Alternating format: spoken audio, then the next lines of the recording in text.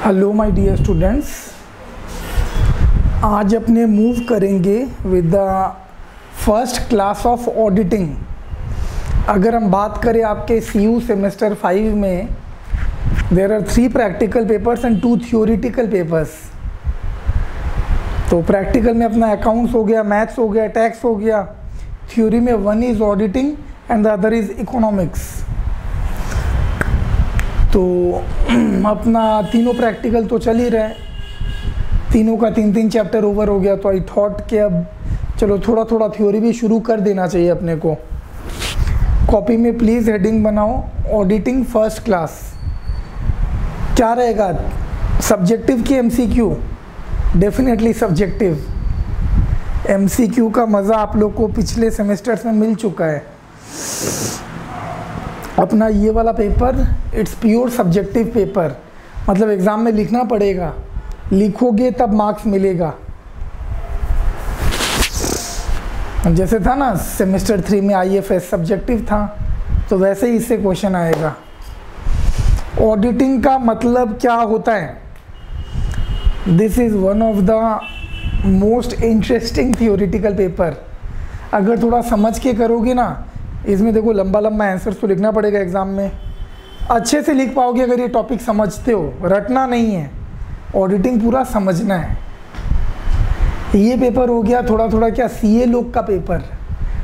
हम लोग CA लोग जब कंपनीज में जाते हैं ना चेकिंग करने, ध्यान देना, ऑडिटिंग का मतलब होता है एक तरह से चेकिंग, आम आदमी के भाषा में।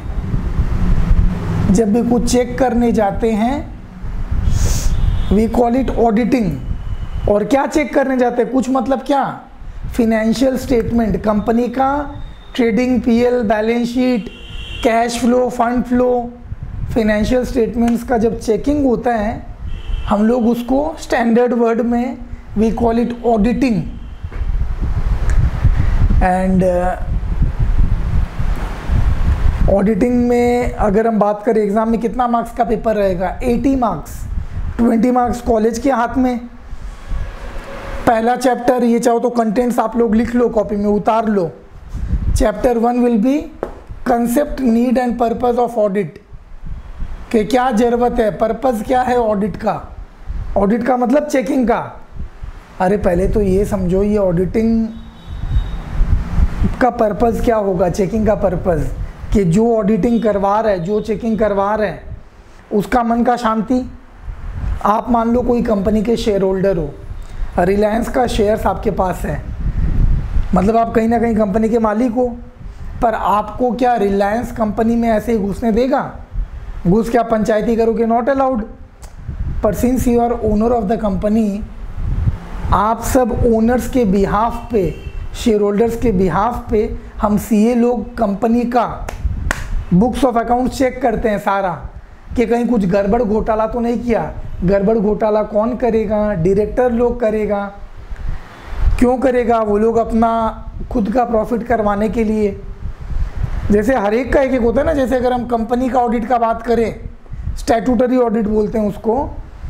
वो क्यों होता है? ताकि शेयर होल्डर्स के बिहाफ में शेयर होल्डर का एक आदमी सारा चेकिंग कर रहा है कि कहीं कुछ गड़बड़ घोटाला तो नहीं हो रहा है कंपनी में।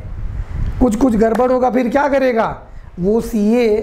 जिस दिन जनरल मीटिंग होता है ना कंपनी का, जब सारा मालिक लोग प्रेजेंट रहता है, उस दिन सारा पोल पट्टी खोल देता है डायरेक्टर लोग का, कि डायरेक्टर लोग ये घोटाला मिलके कर रहा है। अरे मालिक कौन है? Share holder. डायरेक्टर अपना पावर का जब मिसयूज़ करता है, बड़ा बड़ा कंपनी फेल हुआ है ना, सत्यम वगैरह सुना होगा, बहुत सारा कंपनीज फेल होता है। रिस्पॉन्सिबल कौन होता है? डायरेक्टर लोग। शेयर होल्डर बेचारा तो कंपनी के बाहर बैठा रहता है, पैसा किसका डूबता है? शेयर होल्डर का। तो समझिएगा मैं क्या बोल रहा हूँ। अगर ऑडिटिंग का मतलब समझ में आ गया तो बहुत बढ़िया। बाकी कंटेंट्स लिख लो, concept, need and purpose of audit, पहला टॉपिक। इससे आपके एग्जाम में कितना मार्क्स आएगा? 10 मार्क्स का आएगा क्वेश्चन, ये वाले फर्स्ट चैप्टर से। समझ में आ रहा है? नीड और पर्पस क्या है, कि जो बंदा हमको बुलाया ऑडिट करने के लिए उसको सेटिस्फाई करके देना। जैसे टैक्स ऑडिट भी होता है, एक मैंने भी क्या कंपनी का ऑडिट बोला ना, ये होता है स्टैट्यूटरी ऑडिट, जो हर कंपनी का होता है, we call it statutory audit या स्टैट ऑडिट। अरे इन फ्यूचर या तो अभी अगर सीए कर रहे हो तो ये सब तो समझ में आ रहा है, या इन फ्यूचर अगर सोच रहे हो कि सर हम ग्रेजुएशन के बाद सीए करेंगे तो ये नॉलेज बहुत काम आएगा, इवन सीए के ऑफिस में जॉब करोगे तो भी बहुत काम आएगा, क्योंकि सारा कंपनी का काम वाम कौन संभालता है, सीए लोग करता है। तो मैंने जो एक एग्जांपल लिया कि कंपनी लोग का ऑडिट करना है शेयर होल्डर के बिहाफ पे, कौन बोलता है, भारत सरकार बोलता है। किसके थ्रू बोलता है, कंपनीज एक्ट के थ्रू बोलता है। कंपनीज एक्ट 2013 बोलता है कि कंपनीज का स्टैट ऑडिट होगा। क्यों होगा, समझ में आ रहा है कि डायरेक्टर लोग गड़बड़ किया, घोटाला किया है, उनका कच्चा चिट्ठा सामने लेके आएगा ऑडिटर, मालिक लोग के सामने, शेयर होल्डर के सामने। तो दिस इज़ द नीड या पर्पस बोल सकते हो। एंड इसमें बहुत सारा चीज़ है कि काफ़ी सारा क्वेश्चंस आता है ये वाले चैप्टर से एग्ज़ाम में। जैसे बोल सकते हैं कि ऑडिटिंग और अकाउंटिंग में क्या डिफरेंस है। तो अकाउंटिंग क्या हो गया, अकाउंटिंग हो गया फिनेंशियल स्टेटमेंट बनाना, कि ट्रेडिंग अकाउंट बनाया, पीएल बनाया, बैलेंस शीट बनाया, वो हो गया अकाउंटिंग वाला काम। वो कौन करता है, अकाउंटेंट करता है। और ऑडिटिंग क्या हो गया, वो financial statement, trading PL balance sheet जो बना हुआ है उसका चेकिंग करने को बोलते हैं ऑडिटिंग। तो दोनों में डिफरेंस है। ऑडिटिंग कौन करेगा, ऑडिटिंग करेगा एक आदमी जिसके पास सीए का डिग्री है, जो चार्टर्ड अकाउंटेंट है, वो करता है ऑडिटिंग। पर अकाउंटिंग कौन कर सकता है, एक बीकॉम पास या एक 12th पास बच्चा भी एक अकाउंटेंट का जॉब करके अकाउंटिंग कर सकता है। उसके लिए कोई वो नहीं है क्वालिफिकेशन। ऑडिटिंग का क्वालिफिकेशन है कि सीए होना पड़ेगा, पर अकाउंटिंग का कोई क्वालिफिकेशन नहीं है। और क्या डिफरेंस हो सकता है अकाउंटिंग और ऑडिटिंग में, अकाउंटिंग जो करता है वो कंपनी का होता है एम्प्लॉई। अकाउंटिंग तो एम्प्लॉय लोग करता है ना, सैलरीड स्टाफ। पर ऑडिटिंग जो करेगा वो क्या कंपनी का स्टाफ है क्या, नहीं। हम लोग सीए लोग जब ऑडिट करने जाते हैं ना, वी आर प्रोफेशनल। हम कोई तुम्हारा नौकर नहीं है कि जैसे तुम बोलेगा वैसे करे। मतलब समवेयर अकाउंटेंट डिपेंडेंट रहता है कंपनी के ऊपर, क्योंकि उससे पैसा मिलता है, सैलरी मिलता है। हम लोग ऑडिटर जो है हम लोग प्रोफेशनल सर्विस देते हैं, we are not staff. Accounting का काम पूरा साल चलता है, पर ऑडिटिंग का काम पूरा साल नहीं होता है, ईयर एंड पे होता है। जैसे स्टैट ऑडिट जो मैं बोला ना, कंपनी का स्टैट्यूटरी ऑडिट, ये होता है 30 सितंबर, मतलब साल ख़त्म होने के बाद आफ्टर 31 मार्च 30 सितंबर तक करना पड़ता है कंपनीज को अपना स्टैट ऑडिट। अगर समझ में आ रहा है तो बहुत बढ़िया, पूरा ये समझ के करना है। मतलब this is very easy and बढ़िया पेपर है ये, आगे बहुत काम आने वाला है। अगर कंपनी से रिलेटेड अगर जॉब भी करते हो ना कंपनीज में, तो बहुत काम आएगा ये। और एक फर्स्ट चैप्टर से एक बहुत फेमस क्वेश्चन आता है। आज मैं ब्रीफ दे रहा हूँ सारा चैप्टर का, आज कोई एक चैप्टर को लेके बैठेंगे नहीं, सारा चैप्टर पे डिस्कशन करेंगे। जैसे क्वेश्चन ये भी इम्पोर्टेंट है कि ऑडिटिंग और इन्वेस्टिगेशन में क्या difference. Auditing and investigation, auditing होता है पूरा फिनेंशियल स्टेटमेंट का, ध्यान देना, कंप्लीट पूरा साल का जो books of account, financial statement सब बनाया, पूरा का जब चेकिंग करता है हम लोग सीए लोग, वी कॉल इट ऑडिटिंग। और इन्वेस्टिगेशन क्या होता है, कोई एक पर्टिकुलर चीज़ का, जैसे मान लो बैंक से लोन लेने गए, तो बैंक वाला आपको बोला आपका स्टॉक के ऊपर लोन देंगे। आप झूठ मूठ का बैंक वाले को बोल दिए कि मेरा स्टॉक 2 करोड़ का है, ताकि लोन मिले बड़ा अमाउंट का। तो बैंक वाला मेरे को सीए को अपॉइंट किया कि देखो भाई ये कंपनी बोल रहा है कि इसका 2 करोड़ का स्टॉक है। बैंक वाला कंपनी को बोला, या डायरेक्ट सीए को भी बोल सकता है, कंपनी को बोला कि आप एक इन्वेस्टिगेशन सर्टिफिकेट ला के दीजिए सीए का कि आपके पास 2 करोड़ का स्टॉक है, तभी आपको लोन देंगे। होता है ना कि स्टॉक गिरवी रख के बड़ा अमाउंट का लोन ले रहा है, तो इस समय क्या कंपनी का पूरा फिनेंशियल स्टेटमेंट के ऊपर नहीं चाहिए बैंक वालों को कमेंट, बैंक वालों को खाली चाहिए कि 2 करोड़ का स्टॉक है कि नहीं। तो सीए के पास जाके इन्वेस्टिगेशन वाला वो सर्टिफिकेट सीए लोग फिर देता है कि हाँ इसका 2 करोड़ का स्टॉक है। समझ में आ रहा है तो बहुत बढ़िया। और ये सारा चीज़ में काफ़ी बार सीए लोग ब्राइब भी लेते हैं कि भाई मान लो कुछ कुछ गलत है पर तो भी थोड़ा थोड़ा अंडर द टेबल फीस ले करके चलो कि आपका सारा चीज़ ठीक है, अपना साइन कर देता है, पर वो गलत है, डेफिनेटली गलत है। अगर हम आगे बात करें, अगला टॉपिक आपका आएगा ऑडिटिंग प्रोसीजर्स एंड टेक्निक्स। सारा चैप्टर है, थोड़ा थोड़ा बात कर रहा हूँ आज ताकि ये हेडिंग से डर नहीं लगे, हेडिंग में कंफर्ट लाने का कोशिश कर रहा हूँ।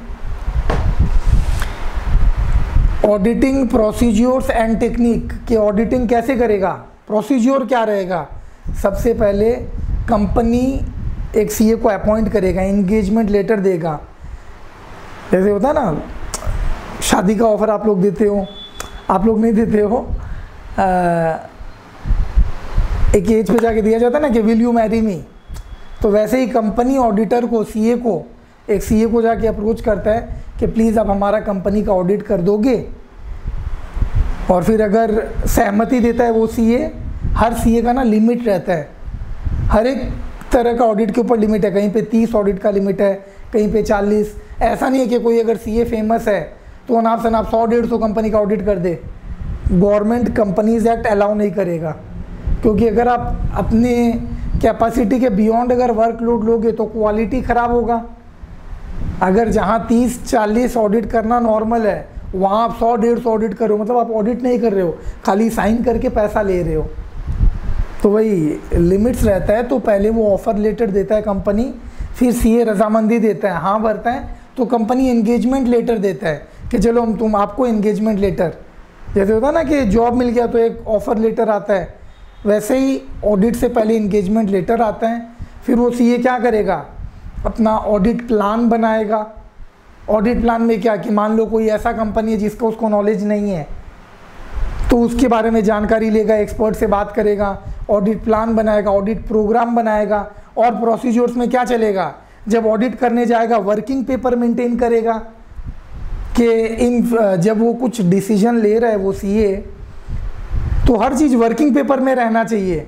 कल हो के मान लो सीए बोल दिया कि कंपनी में सब ठीक है, तो बाद में मान लो कंपनी डूब गया तो सीए दिखा पाएगा ना कि देखो मैंने काम किया था, मैंने ऐसे ही रुपया लेके खाली साइन नहीं किया, मेरा कुछ वर्किंग पेपर भी है कि मैंने किस बेसिस पे ओपिनियन दिया कि कंपनी बढ़िया है, ठीक चल रहा है। तो वर्किंग पेपर बनाना भी ज़रूरी है प्रोसीजर्स में। और ये सारा चीज़ कर कुरा के लास्ट में क्या, लास्ट में अपना वो रिपोर्ट बनाएगा, जो ये अलग चैप्टर है, ऑडिट रिपोर्ट। मतलब जब ऑडिट कंप्लीट होने के बाद सारा प्रोसीजर्स लगाने के बाद, प्रोसीजर्स में और क्या आएगा, टेक्निक्स में क्या आएगा, टेक्निक्स में ये भी एक आता है कि हम जब ऑडिट कर रहे हैं, मान लो कंपनी का बहुत सारा बिल्स है, और मान लो क्या होता ही है, हम लोग जब ऑडिट करने जाते हैं, कंपनी का पूरा साल का परचेज का बिल्स है, पूरा साल का सेल्स का बिल है, हम लोग को क्या चेक करना है ना एक एक फिगर, कि फिगर ठीक है कि गलत है। तो हम लोग क्या बोलते हैं, लाओ इसका कागज़ लाओ, बिल लाओ। तो बिल में हम लोग सैम्पलिंग भी करते हैं, मतलब टेस्ट चेकिंग करते हैं। अब सारा बिल एक एक करके चेक करना तो पॉसिबल नहीं है, अकाउंटिंग होता है पूरा साल 12 महीना, हम लोग ऑडिटिंग करते हैं 15 दिन जा कर के, कि साल ख़त्म होने के बाद 15 दिन के लिए गए या 7 दिन के लिए गए, depending upon size of the company. छोटा कंपनी है तो 7 दिन में ऑडिटिंग हो जाता है। तो सोचो हम लोग पूरा साल किया गया अकाउंटिंग का काम अगर 7 दिन में जाके ऑडिटिंग करेंगे, तो हम लोग सारा डिटेल में करेंगे कि टेस्ट, मतलब सैम्पलिंग बेसिस पे करेंगे, कुछ कुछ सैंपल उठाते हैं ना, सारा करना पॉसिबल नहीं है। तो ये भी प्रोसीजर्स एंड टेक्निक में आएगा कि हम लोग जो ऑडिट करेंगे सैम्पलिंग बेसिस पे, मतलब कुछ कुछ उठाएंगे। मान लो हर 50 बिल में से एक बिल उठाएंगे चेक करने के लिए कि ठीक है कि नहीं, सारा चेक करना नॉट पॉसिबल, क्योंकि हम लोग के पास टाइम कम रहता है, इतना सारा कंपनी में जाना रहता है, तो हम लोग सैम्पलिंग बेसिस पे काम करते हैं। अब ये ऑडिटिंग रिस्क या इंटरनल कंट्रोल सिस्टम क्या होता है सर? ऑडिटिंग रिस्क हो गया कि हम जब ऑडिट करने गए तो देयर इज़ रिस्क इन्वॉल्व ना, कि कहीं मेरा ओपिनियन गलत नहीं आ जाए। हम जो लास्ट में बताएंगे ना शेयर होल्डर को कि कंपनी में सब ठीक चल रहा है, कि गड़बड़ चल रहा है, कि थोड़ा थोड़ा गड़बड़ चल रहा है, कि बहुत ज़्यादा गड़बड़ चल रहा है, हमारा ओपिनियन कहीं गलत नहीं हो जाए, दैट इज़ ऑडिटिंग रिस्क। इसमें टाइप भी होता है ऑडिटिंग रिस्क, जब पढ़ेंगे तब बताएंगे। इनहेरेंट रिस्क होता है, कंट्रोल रिस्क होता है, काफ़ी टाइप का रिस्क रहता है। पर अल्टीमेटली ऑडिटिंग रिस्क मतलब कि ये रिस्क तो है ही ना कि कहीं हम तो पूरा साल का अकाउंटिंग को 15 दिन में 7 दिन में चेक कर रहे हैं, तो रिस्क है ना कि कहीं हम जो बिल उठाए वो सारा ठीक था और जो गलत फेक बिल था वो सारा एक भी हाथ में नहीं आया, हो ही सकता है, तो रिस्क इज देयर।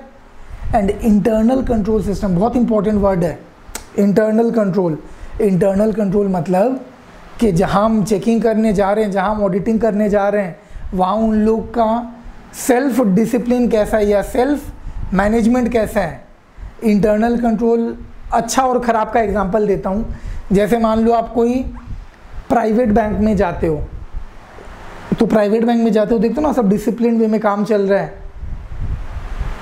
कि वो लोग कस्टमर लोग से बात भी करता है कि भाई क्या प्रॉब्लम है, क्या क्वेरी है, एंड इवन आपका काम सिस्टमेटिक तरीक़ा से होता है। और वही मान लो सरकारी बैंक में जाते हो, मान लो स्टेट बैंक में गए, सेंट्रल बैंक में गए, मतलब कोई ढीला ढाला बैंक सब में, वहाँ जाके देख रहे हो कि जहाँ वो कैश का काउंटर है वहाँ पे आदमी नहीं है, वो आदमी बगल वाले के साथ जाके गपिया रहा है, चाय पी रहा है, होता है ना। इंटरनल कंट्रोल स्ट्रॉन्ग है, मतलब आप जहाँ ऑडिट करने जा रहे हो उन पर आप भरोसा कर सकते हो।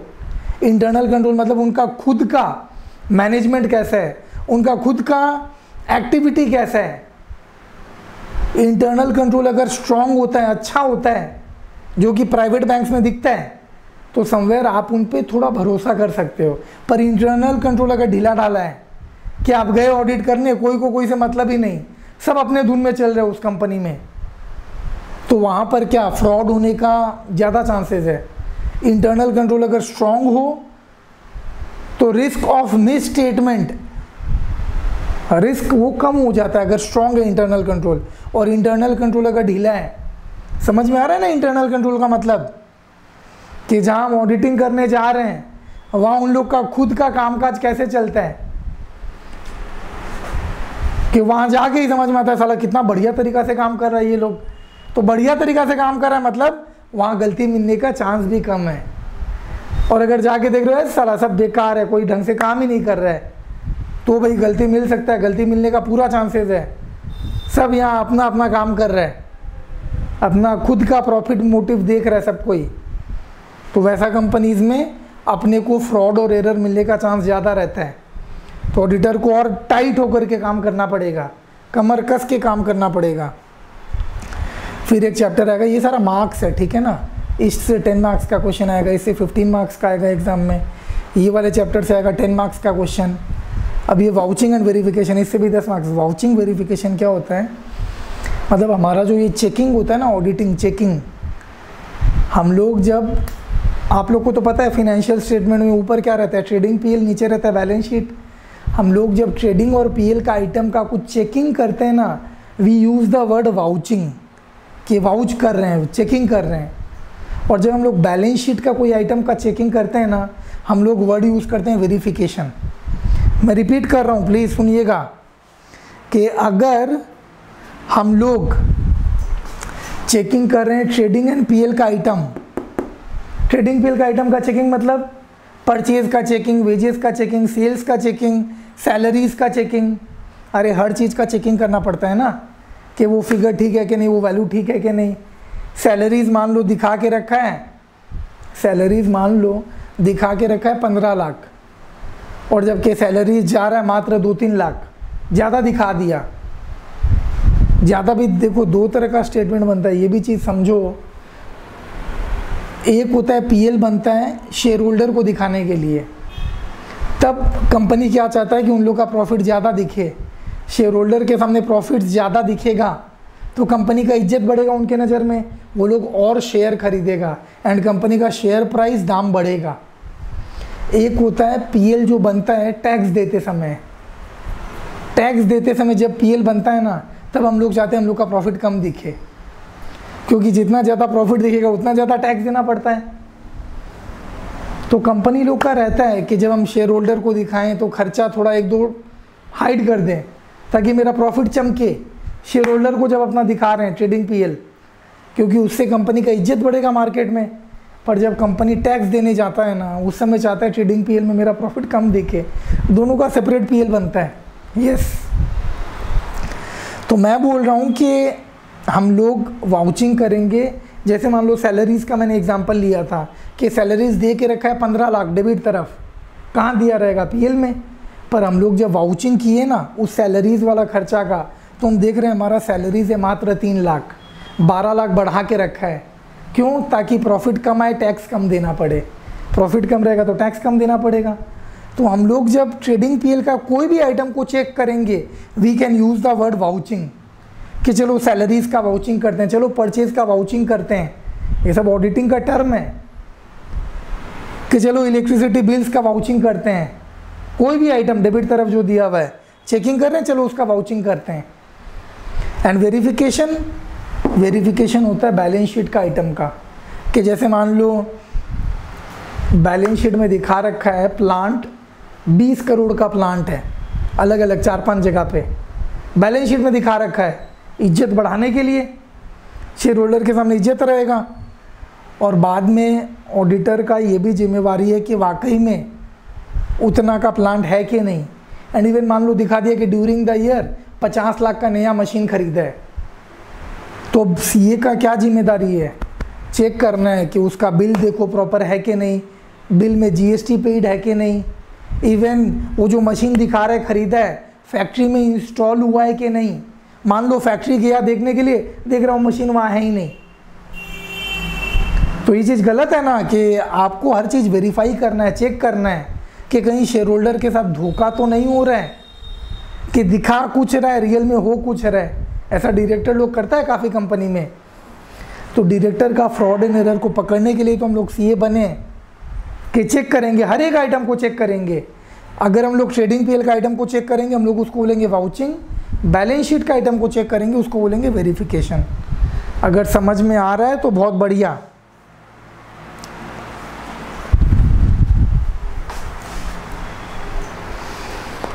एंड फिर अपना चैप्टर ये भी एक आएगा company audit. This is again very, सबसे डेंजर चैप्टर तो यही है, जब कराएंगे तब पता चलेगा। इसमें बच्चे लोग बहुत कंफ्यूज होते हैं कंपनी ऑडिट में। पर हालांकि इसमें रहेगा क्या कंपनी ऑडिट में? कंपनी ऑडिट में ऐसा रहेगा कि कंपनीज़ का जब सीए लोग ऑडिट करने जाते हैं तो क्या क्या क्राइटेरिया रहते हैं।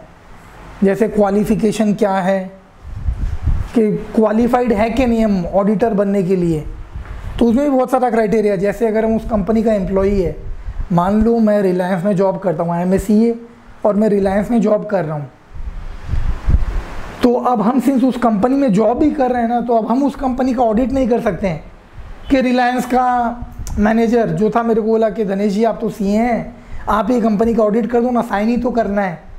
तो देखो जहाँ पर हम वहाँ पे एम्प्लॉई है ना, तो मेरा जो ओपिनियन रहेगा या सिग्नेचर रहेगा वो बायस्ड रहेगा।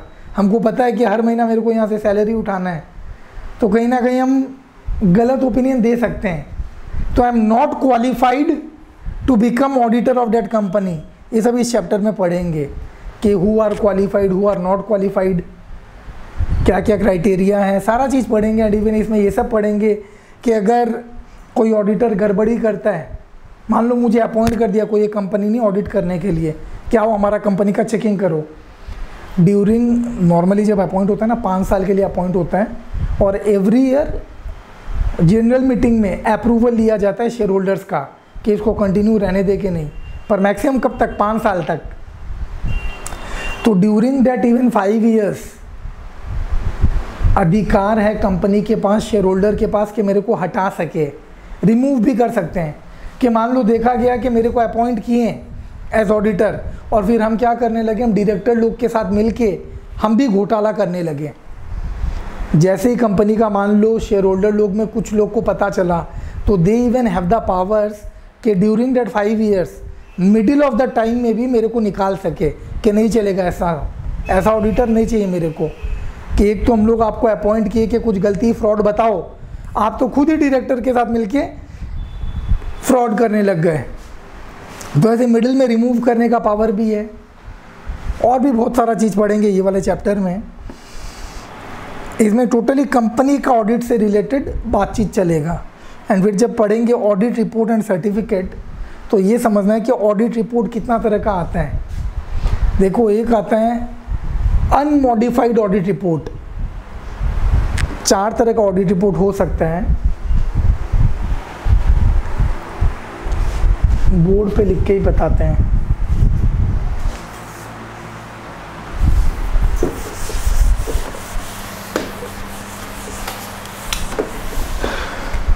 मतलब कितना तरह का ओपिनियन दे सकता है बेसिकली। एक हो गया अनमॉडिफाइड ओपिनियन, या रिपोर्ट भी बोल सकते हैं अनमॉडिफाइड रिपोर्ट, कि कंपनी में सारा चीज ठीक है। एक हो गया मॉडिफाइड रिपोर्ट। अनमॉडिफाइड को ना क्लियर रिपोर्ट भी बोलते हैं, कि कंपनी में सब ठीक है। और नॉर्मली मार्केट में जितना सीए लोग देता है ना रिपोर्ट, प्राय सब क्लियर रिपोर्ट ही देता है। फीस मिलता है ना कंपनी से, कुछ गड़बड़ी निकालता भी है तो भी क्लियर रिपोर्ट, हाँ कंपनी में सब ठीक है, सब ठीक चल रहा है। अनमॉडिफाइड रिपोर्ट और मॉडिफाइड रिपोर्ट अगर आ गया ना, तब कंपनी का शेयर होल्डर में एक डर क्रिएट हो जाता है, अरे डायरेक्टर लोग कंपनी को बर्बाद कर रहे हैं। अनमॉडिफाइड रिपोर्ट आना इज नॉर्मल, कि हाँ कंपनी में सब कुछ ठीक चल रहा है, कोई गड़बड़ घोटाला कुछ नहीं है। पर अगर कंपनी में गड़बड़ घोटाला कुछ हो रहा है तो आता है मॉडिफाइड रिपोर्ट। और इसमें कितना तरह का रहता है, एक होता है मान लो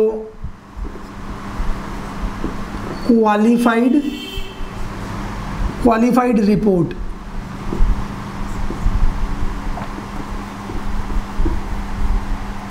एक हो गया मान लो एडवर्स रिपोर्ट, एक हो गया मान लो डिस्क्लेमर ऑफ ओपिनियन। चाहो तो लिख सकते हो ये सब, और नहीं लिखो तो भी चले, क्योंकि हम जो पीडीएफ वगैरह आगे भेजेंगे आपको, उसमें ये सारा चीज़ मिल जाएगा आपको। पर लिखना हो तो लिख भी सकते हो कॉपी में।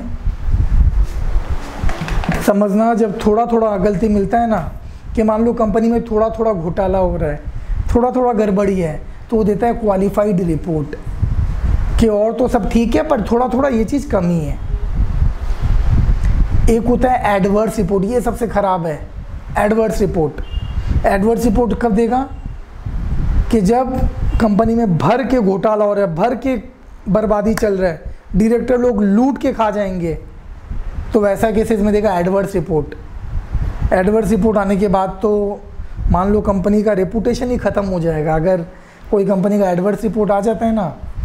और डिस्क्लेमर ऑफ ओपिनियन कब होता है, कि जब सीए को काम करने ही नहीं दे रहे। जैसे मान लो सीए गया ऑडिट करने के लिए, सीए कुछ चीज़ मांगा कि मेरे को वो फाइल दे दो, मेरे को उस पार्टी का नंबर दो, मेरे को पूछ के बात करना है, मना कर दे रहे हैं, बोलता नहीं हो पाएगा। सीए बोला कि ठीक है, आपने मशीन खरीदा है ना 50 लाख का, मैं फैक्ट्री में जाके देखना चाहता हूँ। मैं फैक्ट्री का गेट में पहुँचा तो क्या वॉचमैन मेरे को अंदर ही नहीं जाने दे रहे हैं, गेट के बाहर बड़ा ताला मार के खड़ा हो गया और बोलता नहीं जाने देंगे आपको अंदर। अरे हम बोले कि हम चेक कर रहे हैं, हम ऑडिटर हैं, हम कोई राह चलता आदमी नहीं है, मेरे को चेकिंग क्यों नहीं करने दे रहे हो? बोलता है बस नहीं करने देंगे। तो सीए क्या करेगा, डिस्क्लेमर ऑफ ओपिनियन, कि हम चाहते थे कि कुछ ओपिनियन दे, पर हम ओपिनियन ही नहीं दे पा रहे हैं, कंपनी से कोई मेरे को सपोर्ट ही नहीं मिल रहा है। समझ में आ रहा है क्या बोल रहा हूँ? ये रिपोर्ट आना नॉर्मल है, और नॉर्मली मार्केट में यही रिपोर्ट आता है। कोई गलती वलती निकाल भी देता है ना सीए लोग निकालता है गलती इसीलिए निकालता है कि उसका फीस बढ़े, कि देखो हम गलती निकाले, अब तुम ठीक पैसा दो, नहीं तो तुम्हारा डायरेक्टर लोग का भांडा फोड़ेंगे। ऐसे होता है रियलिटी में। तो क्लियर रिपोर्ट आना इज नॉर्मल, मॉडिफाइड रिपोर्ट ये ठीक नहीं है। ये सब ऑडिट रिपोर्ट का चर्चा चल रहा है। क्वालिफाइड रिपोर्ट मतलब जब थोड़ा गलती मिलता है, या थोड़ा लिमिटेशन होता है कि जाने नहीं दे रहा है, टोक रहा है। और जब भयानक गलती, भयानक मिस स्टेटमेंट, तो हम लोग देते हैं क्या, एडवर्स रिपोर्ट। और जब ऑडिटर ऐसा सिचुएशन में फंस गया कि कुछ ओपिनियन ही नहीं दे पा रहा है, उसको काम करने ही नहीं दे रहे हैं, तो काम करने नहीं दे रहे हैं तो हम ओपिनियन कैसे दें? ओपिनियन तो हम तब दे पाएंगे ना अच्छा खराब का, जब हम काम करें, हमको सारा चीज़ डेटा मिले। तो हमको अगर सारा चीज़ कुछ नहीं मिलेगा, हम क्या देंगे? Disclaimer of opinion. अगर समझ में आ रहा है तो बहुत बढ़िया।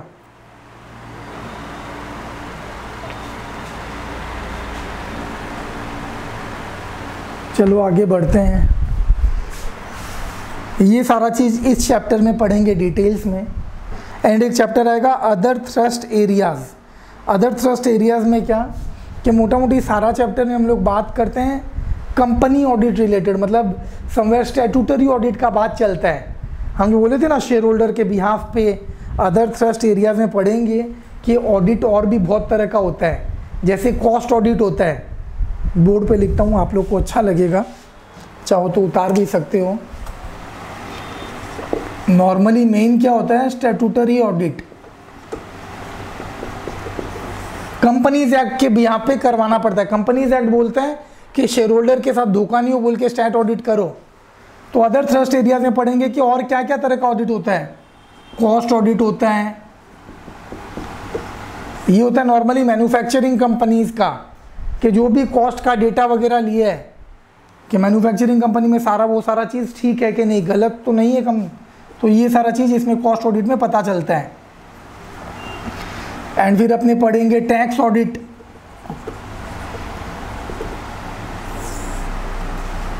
स्टैट ऑडिट होता है समवेयर शेयर होल्डर का संतुष्टि के लिए। वैसे ही टैक्स ऑडिट होता है किसका संतुष्टि के लिए, इनकम टैक्स डिपार्टमेंट का संतुष्टि के लिए, कि कहीं टैक्स का घोटाला तो नहीं कर रहा है, कहीं हमको टैक्स कम तो नहीं दे रहा है। जब कंपनी का टर्नओवर ज़्यादा रहता है ना, करोड़ों में जब टर्नओवर रहता है तब टैक्स ऑडिट कराना कंपलसरी है। और भी बहुत सारा ऑडिट पढ़ेंगे, जैसे पढ़ेंगे अपने एनवायरमेंटल ऑडिट। एनवायरमेंटल ऑडिट ये होता है कि कहीं ज़्यादा पोल्यूशन तो नहीं कर रहा है, एयर पोल्यूशन, सॉइल पर वाटर पोल्यूशन होता है ना, फैक्ट्री से गंदा धुआं जाके ओजोन लेयर को ख़राब कर रहा है। इवन काफ़ी कंपनीज़ में रहता है कि भाई जो भी वेस्ट निकला नदी नाला में गिरा देता है, नदी को ख़राब कर देता है। तो एनवायरमेंटल ऑडिट के कहीं आप वैसा कुछ गलत काम तो नहीं कर रहे हो। नॉर्मली फैक्ट्रीज़ को एनवायरमेंटल ऑडिट भी कराना रहता है आजकल।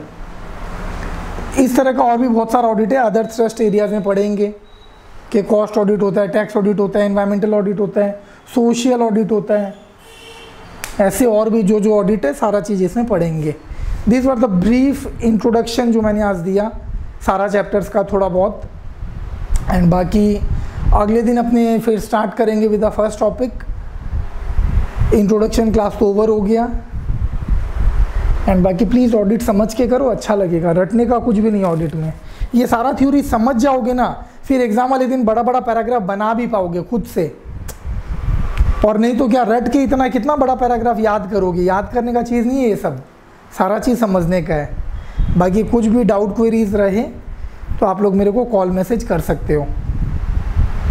Thank you all of you.